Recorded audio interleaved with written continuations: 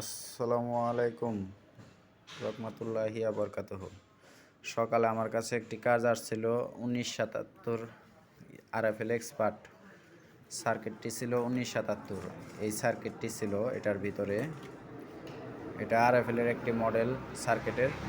তো আরএফএল এক্সপার্টের ভিতরে এই সার্কিটগুলা প্রচুর ব্যবহৃত হয়। কিছু কিছু সময় আছে এই সার্কিটগুলো পাওয়া যায় না। তো সেই ক্ষেত্রে আমি কাজ করেছি কি, কমন সার্কিট 26 তারের যে কমন সার্কিটটি, এই সার্কিটটি ইনস্টল করেছি। এই 26 তারের যে কমন সার্কিটটি সেটা আমি ইনস্টল করেছি। তো এটা আমি উল্টে দেখাচ্ছি। এই জায়গায় আইসি নাম্বার ছিল TM 1640। এই হলো আরএফএলের সেই ডিসপ্লে।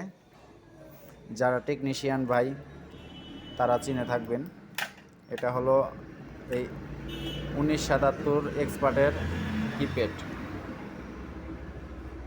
যারা টেকনিশিয়ান ভাই আছেন তারা বুঝতে পারবেন। অনেকেই বলে যে এক সার্কিটের পরবর্তীতে আরেক সার্কিট ব্যবহার করা যায় না। হ্যাঁ ভাই, ব্যবহার করা যায়, কিন্তু সেক্ষেত্রে কাজটা জানা থাকতে হবে। তো আমি এই সার্কিটটি যে ব্যবহার করেছি, তো এটা রান করব, আমি লাইন করে রেখেছি। তো আমি রান করতেছি, দেখুন।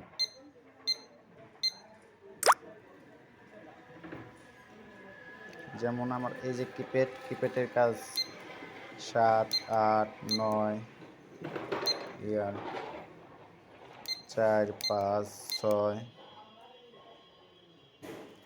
1, 2, 3, 0 ক্লিয়ার। এখন আমি পাসওয়ার্ডটা দিচ্ছি 33658 টিয়ার। হাফ জিরোতে চলে আসছে টেলিভিশনে। তো যারা এই অ্যাডভান্স লেভেলের কাজগুলো শিখতে চান তারা আমাদের স্ক্রিনে দেওয়া নাম্বারে যোগাযোগ করবেন। এবং এই আরএফএলের সার্কিট বলেন, যত প্রকার সার্কিট আছে সম্পূর্ণ সার্কিট আমরা পাইকারি এবং কি খুচরা বিক্রি করে থাকি, হোম ডেলিভারির মাধ্যমে দিয়ে থাকি। তো আমাদের সাথে যোগাযোগ করবেন।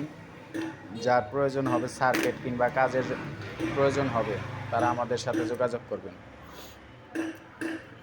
স্ক্রিনে দেওয়া নাম্বারে যোগাযোগ করবেন। আসসালামু আলাইকুম রহমতুল্লাহি ওয়া বারাকাতুহু।